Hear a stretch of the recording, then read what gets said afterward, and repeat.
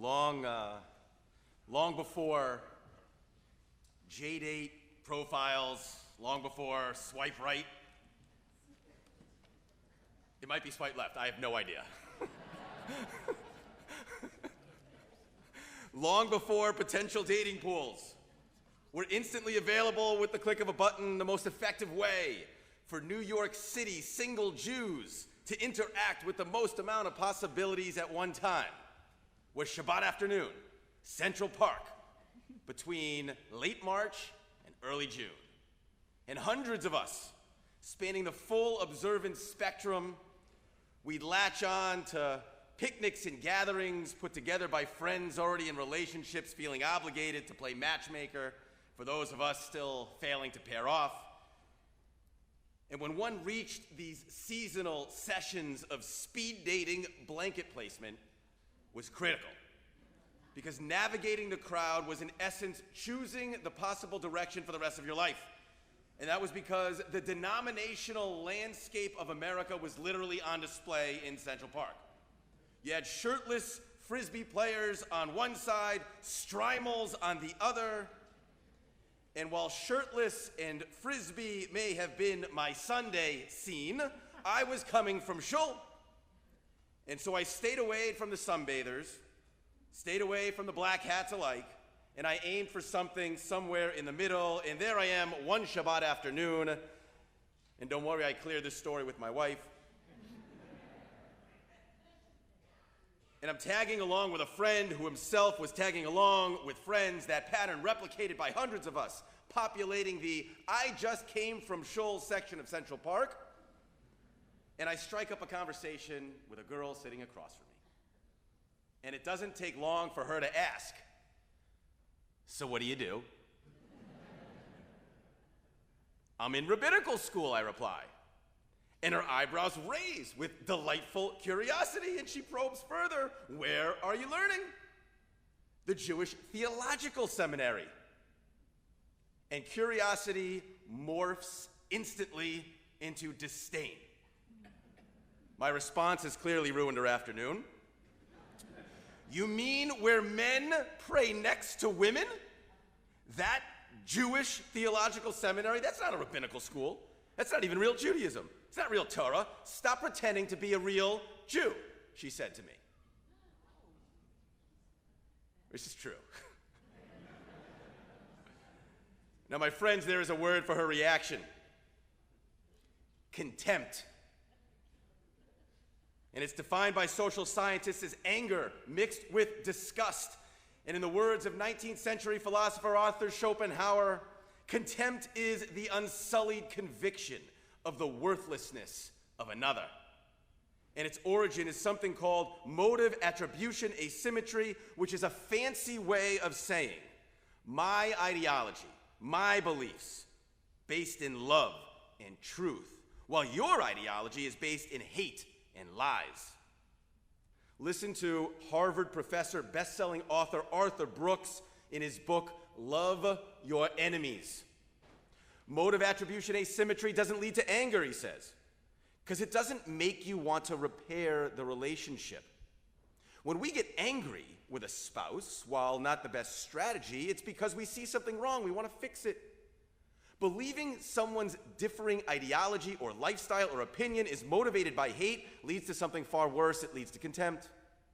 While anger seeks to bring someone back into the fold, contempt seeks to exile. It attempts to mock, shame, permanently exclude by belittling, humiliating, and ignoring. And while anger says, "I care about this," contempt says, "You disgust me. You're beneath caring about." And when I was 25, a young woman in Central Park held me in contempt without knowing a single thing about me other than my approach to Jewish life was different than her own, that my opinion for how to navigate Jewish tradition and modernity was different than her own. When I was 25 years old, a young woman accused me of being disloyal to the continuity and perpetuation of the Jewish people, knowing only that I was studying to be a conservative rabbi. And I regretfully handled the situation poorly. Brooks suggests in his book that most of us respond to ideological conflict in three ways: ignore, insult, or destroy. All boomerangs of the same ugly emotion, contempt, all contributions to divisiveness. I chose option 3. Without missing a beat, I switched to Hebrew.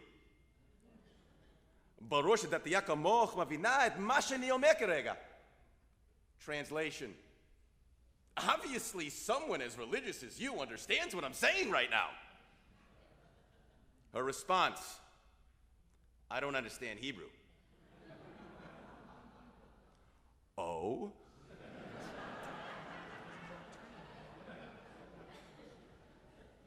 And with a smirk, I upped the contempt ante. And I became a living example of 2,000 years of intra-Jewish strife. You, who can't even read our most sacred texts, are gonna judge me? And I reached into my tallis bag, I took out a pocket-sized chumash, I held it up, and I said, I can read this. You can't. Who's the real Jew now?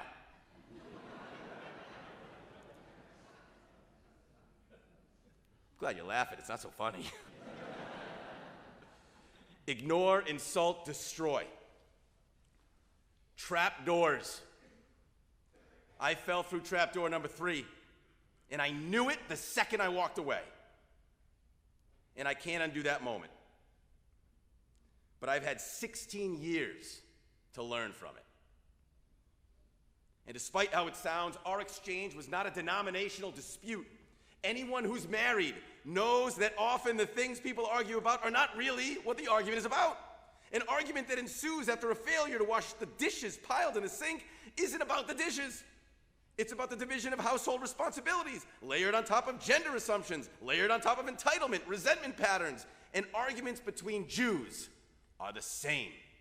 Jewish contempt is about something much more fundamental. Something as recognizable to the Jews of 4th century Babylonia, or 15th century Spain, or 19th century Poland, or communist Russia, as it is to every single one of us in this room in 5780. Contempt between Jews. My ideology is based in love and truth. Your ideology is based in hate and lies. Is born from a philosophical debate we've been waging with each other since the onset of the diaspora 2,000 years ago. And it is the appropriate balance between self-preservation and self-sacrifice. And it might seem clear. Self-preservation, it often comes at the expense of Jewish identity. Assimilation, integration, reformed religious doctrines. Preservation of Jewish identity has sadly often required incredible self-sacrifice. But the tension between the two that's threaded its way through Jewish history until it contaminated a conversation between two kids in Central Park is far from clear-cut. And as we narrow the lens from the entirety of the Jewish world to what we discussed second day of Rosh Hashanah, Jews in America, 2019-20, narrow the lens so it's focused on us here at B'nai Aviv, we see this problem permeating our community in 5780. Now, how did it begin? How did it begin? In 66 CE, Masada became a refuge for a sect of Jewish zealots led by Elazar ben Yair, resisting Roman rule, violently opposed to any form of capitulation, exclusion, exclusivity, the bookends of Jewish identity that guaranteed a national and religious and cultural fidelity. To compromise was untenable. And then in 73 CE, 15,000 Roman soldiers surrounded the mountain, prepared for a long siege against the 1,000 men, women, and children on its top. And they built, as you know, a long assault ramp against the western side of the mountain. They used thousands of tons of stone and earth. They used a battering ram. They broke the stone wall of Masada's fortress, but the Jews, they'd built another wall. Romans couldn't break it. Not with a battering ram. It was soft. It was yielding, and so the Romans lit it on fire. And they planned to enter the fortress the next day. The fate of the Jews atop Masada was sealed. And they decided to kill themselves rather than fall into the hands of Romans. Each man killed his wife and children. Then the men drew lots and they killed each other, until the last man, Elazar ben Yair, set fire to everything, and then he killed himself. And I can't help but imagine Elazar ben Yair's final thoughts standing alone on Masada, knife in hand. The world has succeeded in eliminating the last of its Jews. Self-sacrifice has its limits. That's why the IDF no longer conducts military ceremonies on top of Masada, because there were other options during the Roman conquest that more appropriately balanced self-sacrifice with self-preservation, and that's why any of us are here at all. According to the Talmud, around the time those opposed to conciliatory gestures toward the Roman Empire, when they fled to Masada, Rabbi Yochanan ben Zakkai, he arranged a negotiation with the Roman general Vespasian, and he was smuggled in a coffin past those very same zealous Jews who committed to kill anyone willing to compromise with the Romans. Vespasian's army, they'd already surrounded the holy city of Jerusalem. The fate of its citizens, of its temple, also sealed. The Talmud, it recounts that immediately upon seeing Vespasian, Yochanan ben Zakkai began fawning with flattery and compliment. Shalom aleichem hamelech. May peace be upon you, my dear king. And he continues, and I say king, not general, I say king, because clearly a man of such greatness and prestige like yourself will one day be Caesar, king of us all. And the conversation continued. The adulation, the resignation escalated until Vespasian offered to grant Yochanan ben Zakkai a single request. This is all preserved for us in the Talmud. And when it comes to this request, many of Yochanan ben Zakkai's contemporaries, they famously criticized, God turns the wise men into a fool. Because Yochanan ben Zakkai, he didn't plead for the preservation of Jerusalem or of the temple. He didn't beg to retain the spiritual epicenter of Jewish life. Yochanan ben Zakkai, though he was no Neville Chamberlain, speculating some fanciful peace in our time, he felt the doomsday machine of war had progressed too far for that. Jerusalem and its temple were already destined to become ash. Instead, he asked for the permission of Rome to establish a small school in the village of Yavne. Even the great Rabbi Akiva expressed disdain at such cowardice and capitulation. Yochanan ben Zakkai was to some disloyal to the Jewish people. And during the next 3 years, hundreds of thousands of Jews would be massacred, tens of thousands enslaved, Jerusalem and the temple destroyed, but Yochanan ben Zakkai and his students were granted asylum in Yavne, where they and the Torah survived the destruction of Jerusalem and the loss of national sovereignty, and we are the descendants, not of those atop Masada. We are the descendants of Yochanan ben Zakkai and his students. They were the beginning of the 2,000-year dislocation of the Jewish people from the land of Israel. And in every generation since, Jews have been forced to calibrate between self-sacrifice and self-preservation in order to perpetuate the Jewish people forward in time, and it's never all or nothing. That would result in the end of Jewish story. It's never all or nothing. The balance is far more relative, complicated, and murky, and none of us necessarily agree. Now, there are, of course, outliers on either the black or white side of this spectrum that are beyond the pale of what's acceptable, but most of us are trudging through the gray as generations of our ancestors did before us, and the gray is delicate. It's a complicated place to navigate. Here's another example. I shared it a few weeks ago. The Germans, they occupied the Netherlands on May 10th, 1940.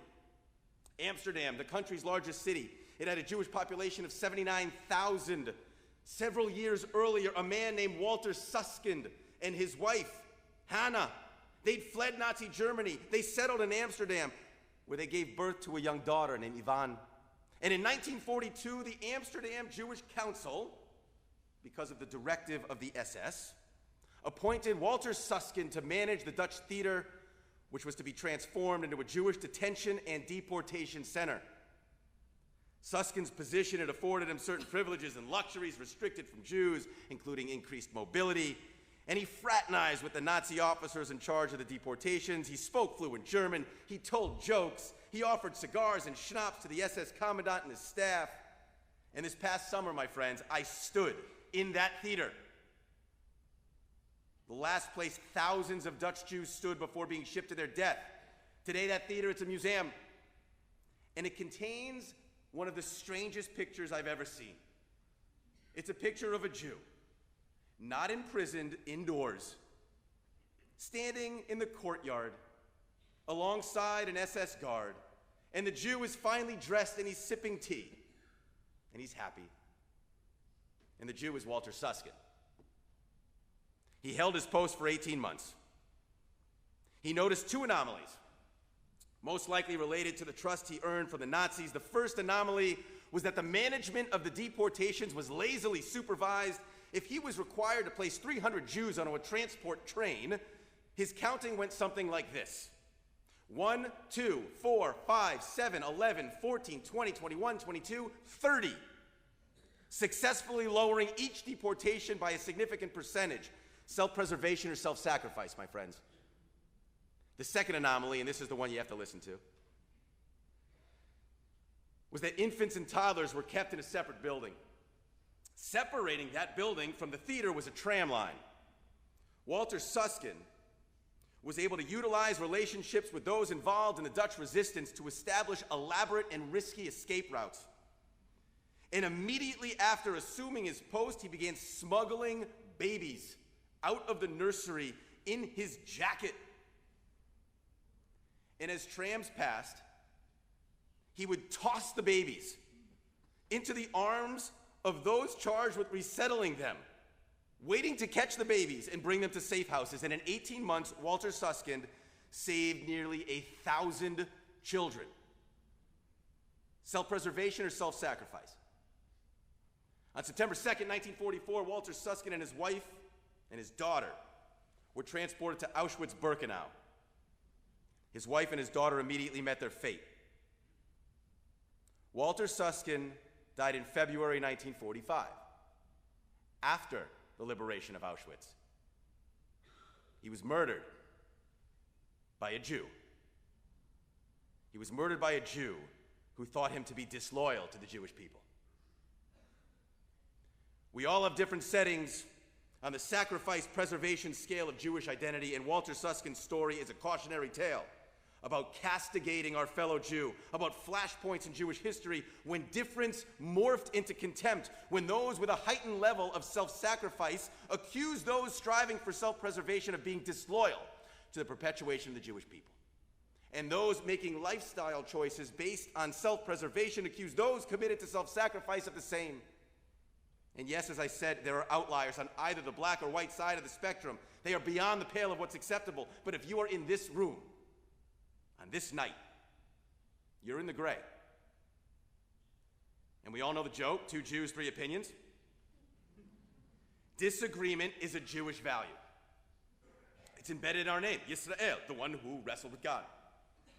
What causes disagreement and difference to morph into contempt should cause us all great concern as we zoom our camera lids in on our B'nai Aviv community.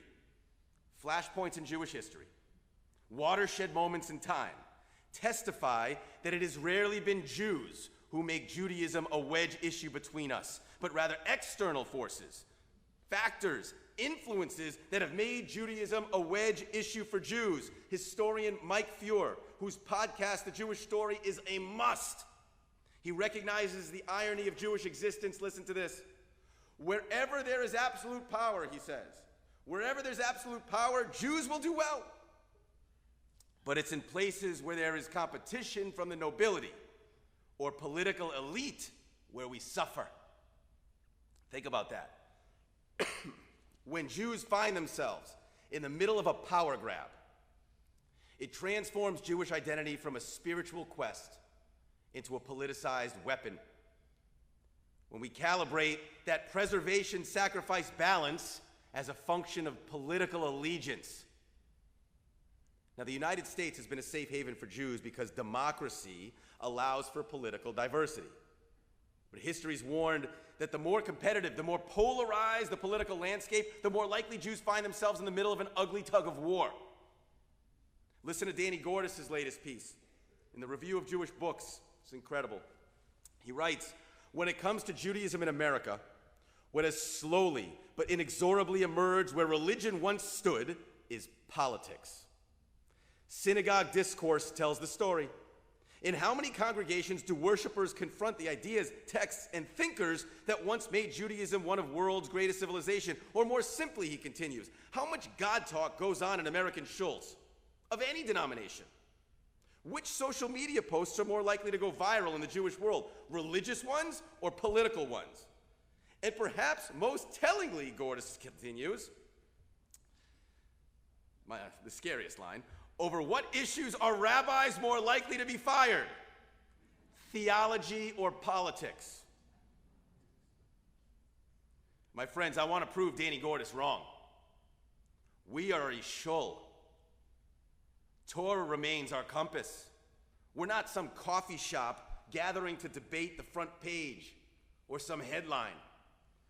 My friends, it is no secret that the partisan divide has created a culture of contempt in this country. It's banging on our synagogue doors. It's begging to gain entry and overtake us. And a house divided against itself cannot stand. And I'm not speaking about America, I'm speaking about B'nai Aviv. Already, with 13 months to go, the finger pointing, the condemnation, the overall contempt, I see it's bubbling over between Jews in this community. It's regrettable at best, shameful at worst. Jews have been wedged into the political crosshairs of America, and my friends, we need to meditate heavily on what this actually means. Allow me to rewrite Arthur Brooks. When we get angry with another Jew, while not the best strategy, it is because we see something wrong and want to fix it. But believing someone's differing calibration of the preservation-sacrifice balance is motivated by a hate or a disregard for the Jewish people, that will lead to contempt. And while anger seeks to bring someone back into the fold, contempt seeks to exile.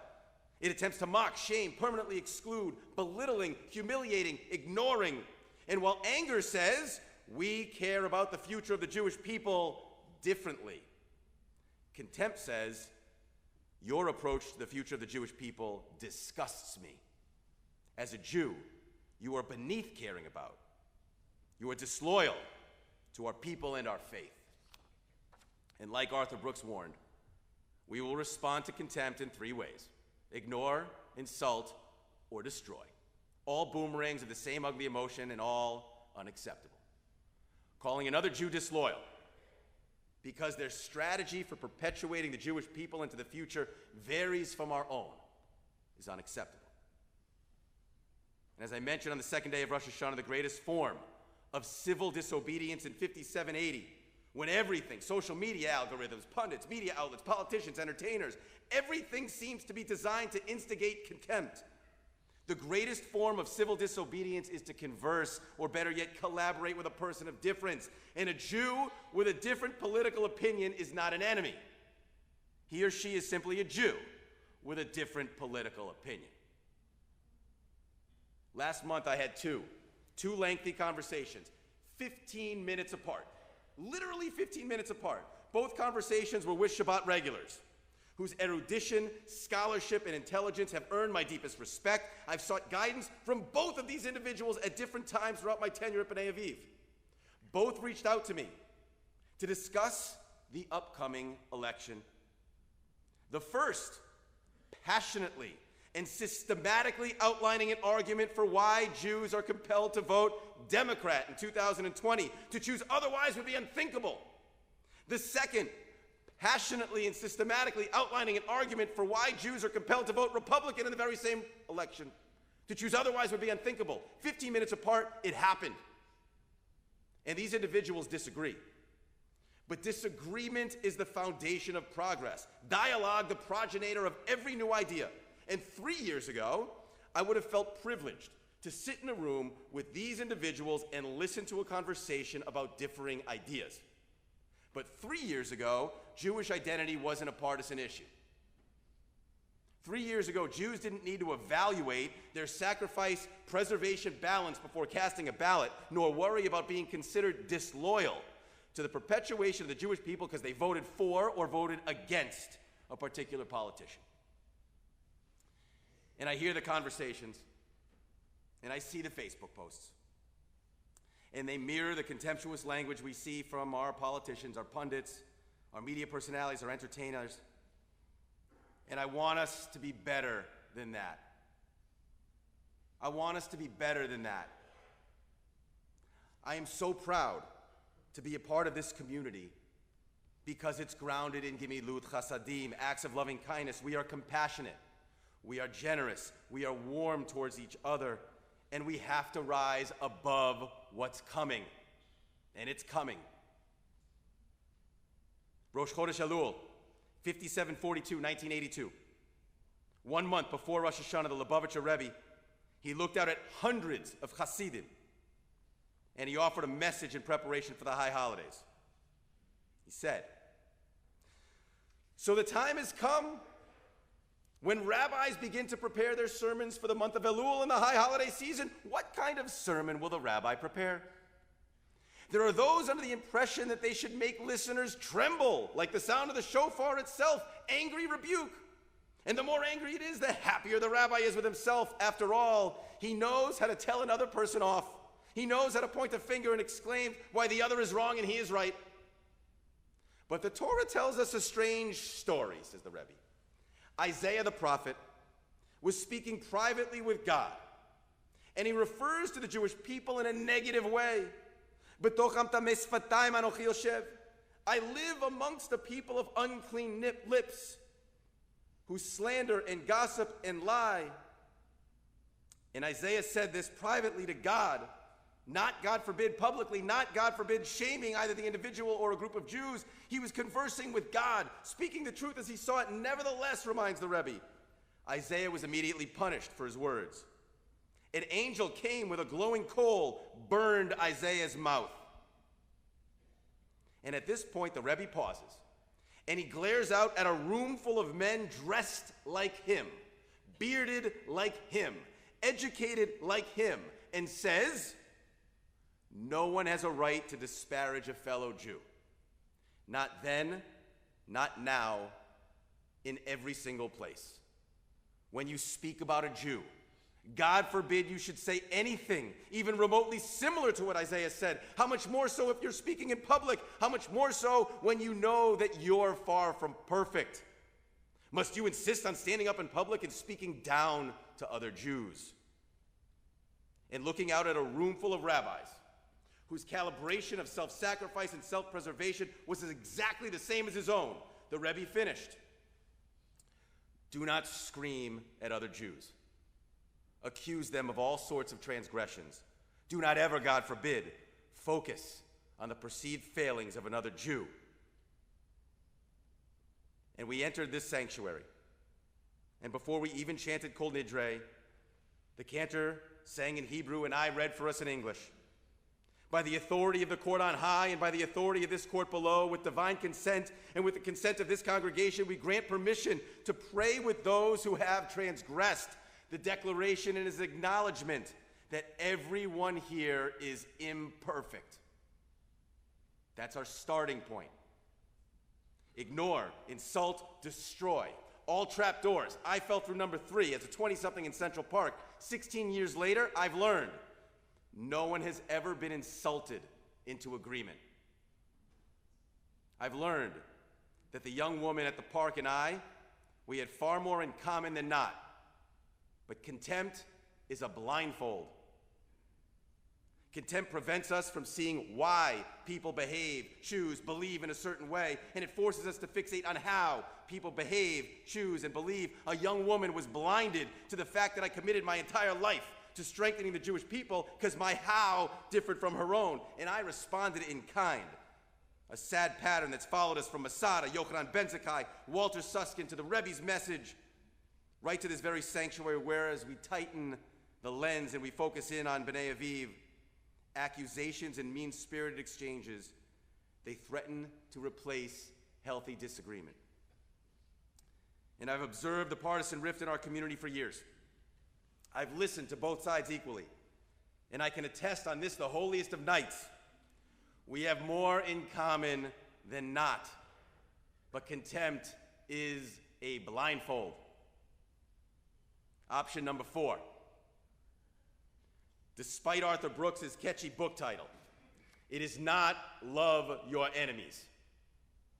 For us in this room, option number 4 is taking off the blindfold of contempt, created by the politicization of everything, so that we see that the person we are battling is not an enemy. It's a fellow Jew. The Rebbe was spot on. And on this Kol Nidre, 1 year from the election, I'm pleading with you. I am pleading with you. With his words. Do not scream at other Jews and accuse them of all sorts of transgressions. Don't ever, God forbid, focus on the perceived failings of another Jew. Because, my friends, we come here on this night imperfect. We are imperfect as Americans. We are imperfect as Jews.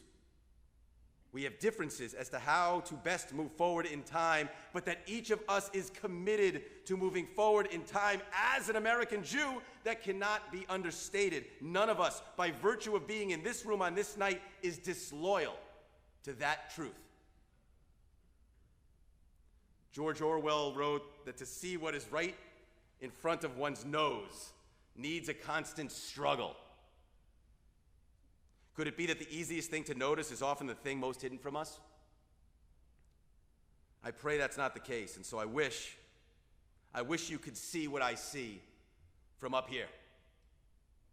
I wish you, like me, could scan the congregation, this sanctuary, on this, the holiest of nights, and see as clearly as I do how sacred and unique this B'nai Aviv community is. It is a refuge of goodness and righteousness and compassion. I look around, I see so many instances that have occurred just in the last year of unexpected kindnesses.